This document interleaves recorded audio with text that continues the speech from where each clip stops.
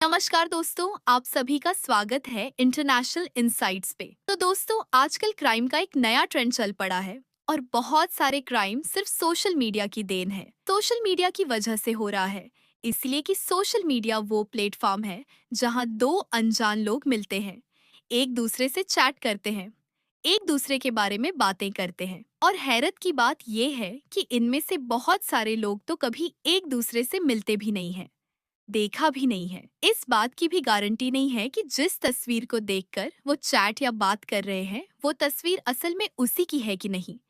अगर तस्वीर किसी लड़की की है, तो वाकई वो लड़की ही है। और क्या उसी की तस्वीर है कि लड़की की तस्वीर के पीछे कोई लड़का है? उसी तरीके से लड़के की है कि क्या वाकई उसी लड़के की तस्वीर है या फिर कोई और है। लेकिन बातें बहुत आगे तक बढ़ जाती हैं और फिर ऐसे बहुत सारे खौफनाक अंजाम पर ये कहानी खत्म होती है। आज की कहानी इसी सोशल मीडिया की एक देन है। एक लड़का इंस्टाग्राम पर बहुत एक्टिव था और लगातार अपना सोशल मीडिया के बाकी प्लेटफॉर्म यूज करता था। उसकी इंस्टा पे एक लड़की से उसकी दोस्ती हो गई।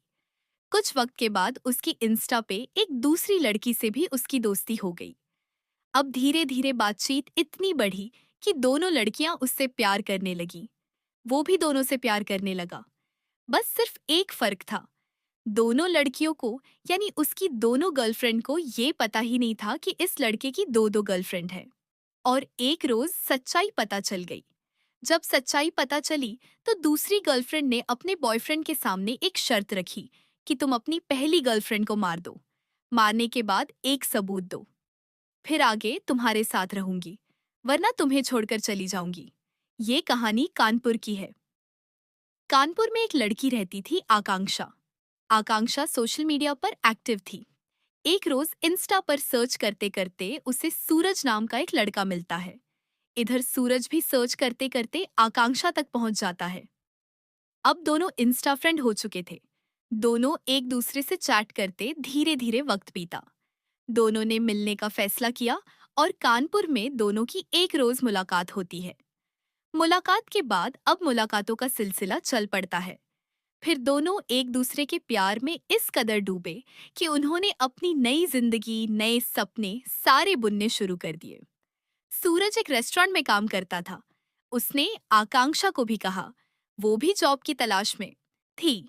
20 साल की उम्र हो चुकी थी कि तुम भी क्यों नहीं उसी रेस्टोरेंट में काम करती हो, इससे हम दोनों का वक्त एक साथ ज्यादा गुजरेगा। आकांक्षा मान गई। अब दोनों साथ काम करने लगे। धीरे धीरे वक्त बीता। 21 जुलाई 4 महीने पहले की बात है। घर में होता ये है कि आकांक्षा का एक भाई काम के सिलसिले में दिल्ली जाता है। दिल्ली जाते वक्त उसने अपना मोबाइल अपनी माँ को दे दिया और कहा कि मैं दिल्ली में हूँ, मैं तो वहाँ किसी से भी लेकर बात कर लूंगा, बट आप लोग इस मोबाइल को रखो ताकि मैं इस नंबर पर कॉल कर सकूं, क्योंकि घर में कोई लैंडलाइन नंबर तो था नहीं। तो अब घर में आकांक्षा की माँ आकांक्षा और उसकी एक और बहन को ये बात पता थी कि भाई अपना मोबाइल घर छोड़कर गया है, ताकि वो बात कर सके घर वालों से। इधर अब आकांक्षा अपने घर से दूर कानपुर में है। कानपुर से कुछ दूरी पर उनके माँ बाप रहते थे, तो वह कानपुर में ही जॉब के सिलसिले में रहती थी। और कायदे से रहती क्या थी, वो सूरज के साथ एक तरह से लाइव इन में रह रही थी। 21 जुलाई की तारीख आती है। आकांक्षा अपने घर वालों से बात नहीं करती। फिर 22, फिर 23 3 दिन बीत जाते हैं। आकांक्षा की माँ परेशान। आकांक्षा की माँ फोन कर रही है, लेकिन आकांक्षा फोन काट देती है। फिर इसी दौरान आकांक्षा का एक मैसेज आया माँ के मोबाइल पर। उसने कहा, मैं बिजी हूँ, आपसे बाद में तसल्ली से बात करूंगी। 3 दिन से बेटी से बात नहीं हो रही थी। माँ परेशान थी, घबराई हुई थी। लेकिन जैसे ही ये मैसेज पढ़ा तो माँ को खुश होना चाहिए, लेकिन इस मैसेज के पढ़ते ही माँ और ज्यादा परेशान हो जाती है। उसने कहा, ये क्या? उसने मैसेज में ये क्यों लिखा कि माँ आप परेशान ना हो, मैं बिजी हूँ, बाद में आ जाऊंगी। जबकि उसे पता है कि ये फोन भाई का है, तो उसको भाई लिखना चाहिए था, और यहाँ माँ लिख रही है। माँ परेशान, उससे लगा आकांक्षा 3 दिन से गायब है, कुछ तो गड़बड़ है। उसने इधर उधर पता करना शुरू किया। आकांक्षा का कहीं सुराग नहीं मिला। तब आकांक्षा की माँ विजय लक्ष्मी एक रोज पुलिस स्टेशन पहुंचती है और पुलिस स्टेशन जाकर अपनी बेटी की गुमशुदगी की रिपोर्ट दर्ज कर देती है। अब पुलिस वाले रिपोर्ट दर्ज करते हैं। उस रेस्टोरेंट में जहां वो काम करती थी, पुलिस वहां पहुंचती है। वहां से उसका पता निकाला जाता है, जहां वो कानपुर में रह रही थी। इत्तेफाक से उस रेस्टोरेंट के कई ऐसे कॉलीग थे जिन्हें पता था कि सूरज और आकांक्षा एक साथ में रहते हैं। उन्होंने ये बात बताई। पुलिस सूरज तक पहुंची, सूरज से पूछताछ की। सूरज ने कहा कि 21 तारीख को उसकी और आकांक्षा की लड़ाई हो गई और उस लड़ाई के बाद आकांक्षा उसके घर से चली गई और फिर उसके बाद से कोई पता नहीं, ना मैंने कॉल किया ना मेरी बात हुई। मुझे लगा अपने घर चली गई। पुलिस को एक तरह से सूरज ने कन्विंस कर दिया। पुलिस को भी लगा कि पता किया तो रेस्टोरेंट में वो लगातार आ रहा था, कभी एब्सेंट भी नहीं रहा, तो कोई डाउट ही नहीं था कि दोनों एक साथ गायब हुए। पुलिस ने सूरज को छोड़ दिया। अब पुलिस तफ्तीश में लगी रही। अपने लेवल पर जितने लोगों से पूछताछ हो सकती थी, सब करती रही। कोई सुराग नहीं मिल रहा था आकांक्षा की गुमशुदगी का। पुलिस परेशान घूम फिर कर आकर सूरज पर ही सारा मामला रुक जाता। अब पुलिस को लगा कि अगर सच्चाई पता है तो शायद सूरज को ही है। आसपास के सीसीटीवी कैमरे या बाकी जहां वो रहता था, सब खंगालना शुरू किया। फिर पुलिस ने तय किया कि वो सूरज से दोबारा पूछताछ करेगी।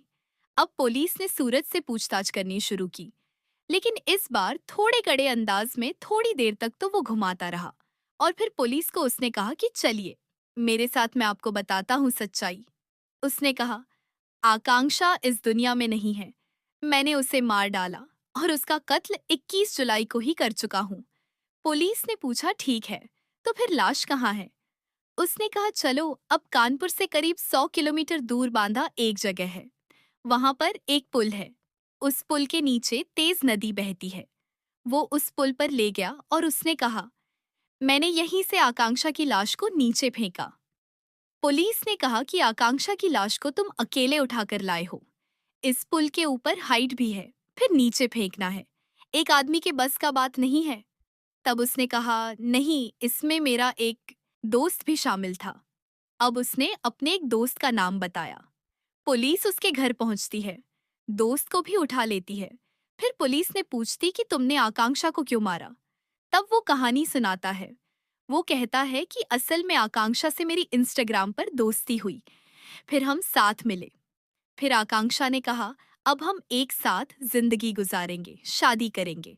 और हमारी जिंदगी में सब ठीक चल रहा था। दोनों एक ही रेस्टोरेंट में काम कर रहे थे, लिव इन में रह रहे थे। लेकिन एक रोज गलती से आकांक्षा ने मेरा मोबाइल देख लिया और मेरा इंस्टा का जो पेज है वो खोल दिया। वहां पर चैट पड़ा हुआ था, जो कि एक दूसरी लड़की के साथ था। और ये दूसरी लड़की, उसने बताया कि कुछ महीने पहले इसी इंस्टा के जरिए उसकी गर्लफ्रेंड बनी।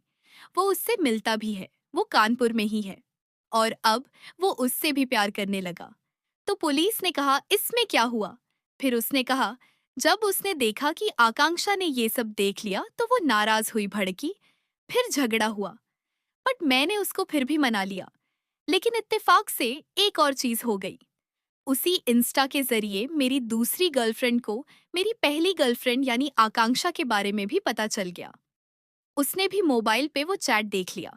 तो अब दो गर्लफ्रेंड दोनों को एक दूसरे के बारे में जानकारी मिल गई कि इसकी जिंदगी में सिर्फ एक नहीं बल्कि दो दो गर्लफ्रेंड है।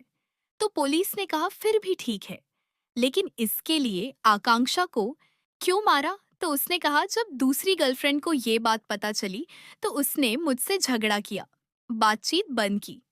मैं उसको मनाता रहा। फिर एक रोज उसने मुझसे कहा कि ठीक है, मैं तुम्हारी जिंदगी में वापस आ जाऊंगी, पर शर्त एक है, और वो शर्त ये है कि तुम अपनी गर्लफ्रेंड को, जो पहली गर्लफ्रेंड है यानी आकांक्षा, उसे मार डालो। न सिर्फ मार डालो, बल्कि मारने के बाद मुझे सबूत चाहिए कि वो मर चुकी है।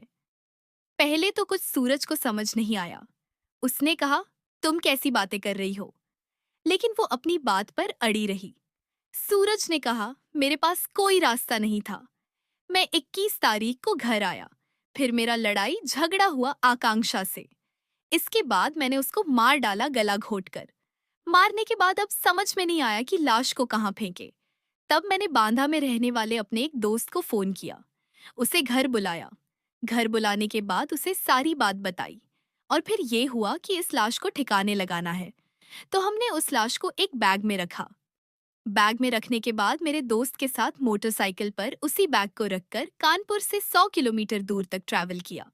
एक लाश को बैग में रखकर 100 किलोमीटर दूर जाने के बाद उसे बांदा में एक पुल नजर आया जिसके नीचे उफनती नदी दिखाई दी।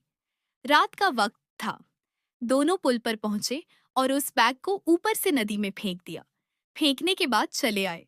आने के बाद अब उसे लगा कि आकांक्षा के मोबाइल पर घर वालों का फोन आएगा, तो जब फोन आता तो वो काट देता, लेकिन फिर बीच बीच में वो आवाज बदल कर भी बात करने की कोशिश करता।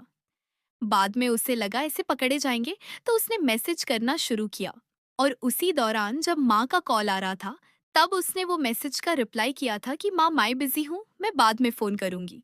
जबकि उसको लिखना था भाई मैं बिजी हूँ, क्योंकि वो भाई का फोन था। और यहीं से माँ को शक हुआ। इसके बाद 3 दिन तक तो वो रिप्लाई करता रहा। फिर 3 दिन बाद उसे लगा मोबाइल अपने पास रखना भी खतरनाक है, क्योंकि पुलिस मोबाइल की लोकेशन से उस तक पहुंच जाएगी। फिर वो गया railway station. Kanpur central railway station जाकर एक ट्रेन के पास रुका। जब ट्रेन चलने लगी उसने उस ट्रेन में वो मोबाइल फेंक दिया। उसको ये था कि ये ट्रेन जहां जहां ट्रैवल करेगी मोबाइल का लोकेशन वैसे वैसे बदलता जाएगा, और जब पुलिस के पास ये मामला पहुंचेगा तो फिर कानपुर से दूर लोकेशन दिखाएगा आकांक्षा का, क्योंकि ट्रेन अलग अलग शहरों से होकर गुजरेगी। अब जब उसने बताया तो पुलिस की टीम पहुंची बांधा और उस नदी में लाश की तलाश शुरू की। अब 4 महीने पहले कत्ल हुआ। 4 महीने पहले उसने लाश फेंकी। 4 महीने बाद पुलिस उसे तलाश कर रही है। बहती नदी, तेज बहाव, बहुत कोशिश की, लेकिन लाश अब तक नहीं मिली और मिलने की गुंजाइश और उम्मीद भी अब बहुत कम है। तो पुलिस ने पूछा कि अच्छा तुमने लाश फेंका और एक कहानी और भी सुनाई थी कि मरने से पहले उसको मरने के बाद के सबूत चाहिए। उसने कहा जब मैंने उसको गला घोटकर मार डाला तब मैंने एक सेल्फी ली थी आकांक्षा की बॉडी के साथ, और वो सेल्फी मैंने अपनी उस गर्लफ्रेंड को भेज दिया। इत्तेफाक से वो सेल्फी एक सबूत बन गया पुलिस के लिए, क्योंकि वो लाश के पास खड़ा लाश के साथ सेल्फी ले रहा है। आप इसे सेल्फी वाला मर्डर भी कह सकते हैं। अब कायदे से अगर देखें तो इस केस में सूरज तो गुनहगार है ही, उसके अलावा उसकी दूसरी गर्लफ्रेंड भी है, क्योंकि कत्ल के लिए उसने उकसाया है। सूरज और उसके दोस्त को पुलिस पकड़ चुकी है। गर्लफ्रेंड के बारे में अभी छानबीन चल रही है, ताकि ये तो नहीं कि सूरज उसे भी फंसाने के लिए उसका नाम ले रहा है। पुलिस की तफ्तीश जारी है। लाश के मिलने की उम्मीद धीरे धीरे अब पुलिस को भी लग रहा है कि कम ही है। अब ऐसे में सवाल ये उठता है कि बगैर लाश के ये केस कहाँ पर जाकर खत्म होगा। अब देखना ये है कि कानपुर पुलिस इस केस को कितना स्ट्रांगली कोर्ट के सामने रखती है, ताकि गुनहगारों को सजा मिले। कानपुर पुलिस का कहना है कि लाश की तलाश अब भी जारी है, पर ना भी मिले तो भी इसमें गुनहगार बख्शे नहीं जाएंगे, कोर्ट से छूट नहीं पाएंगे। वो इससे जुड़े हुए सारे सबूत कोर्ट के सामने रखेंगे। तो उम्मीद यही है, ऐसे गुनहगारों को कड़ी से कड़ी सजा जरूर मिलनी चाहिए। तो फिलहाल कहानी में आज इतना ही।